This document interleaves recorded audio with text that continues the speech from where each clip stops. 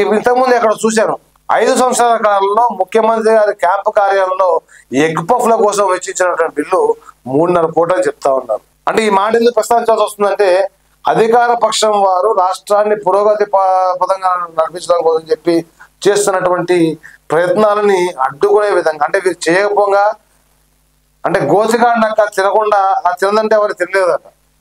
అదే చందంగా వారి గతంలో చేయలేదు కాబట్టి ఇప్పుడు చేస్తుంటే వాళ్ళు దాన్ని చూసి జీర్ణించుకోలేక ఏదో ఒక ఆరోపణ చేయలేదు బురజల్లే విధంగా వారి యొక్క ట్వీట్లు ఉంటున్నాయి తప్పితే మరి రాష్ట్రానికి కానీ ప్రజలు కానీ ప్రయోజనం కలిగే విధంగా అయితే ఎక్కడ కనబడట్లేదు.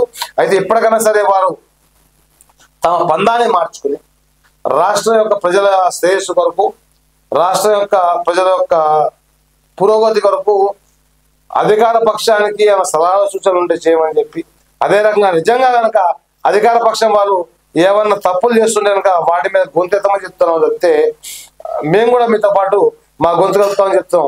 అంతేగాని నిరాధారమైనటువంటి ఆరోపణలు నిందారోపణలు చేయడం మానుకుని ఇప్పటికైనా సరే హుందాతనంతో రాజకీయాలు చేయాలని చెప్పి మరి అటు అధికార పక్షం వారు కానీ లేకపోతే ఇటు మీడియా పరంగా మేము కానీ కోరుతాము.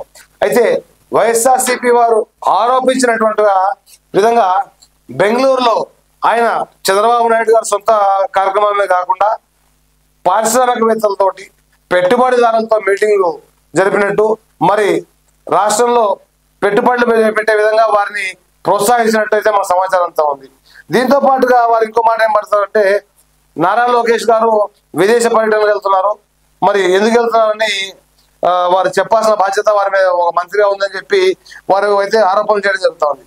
అయితే ఇటు దీనికి కౌంటర్ గా తెలుగుదేశం పార్టీ అంటున్న మాట ఏంటంటే జగన్మోహన్ రెడ్డి గారు మరి మీలాగా ముఖ్యమంత్రి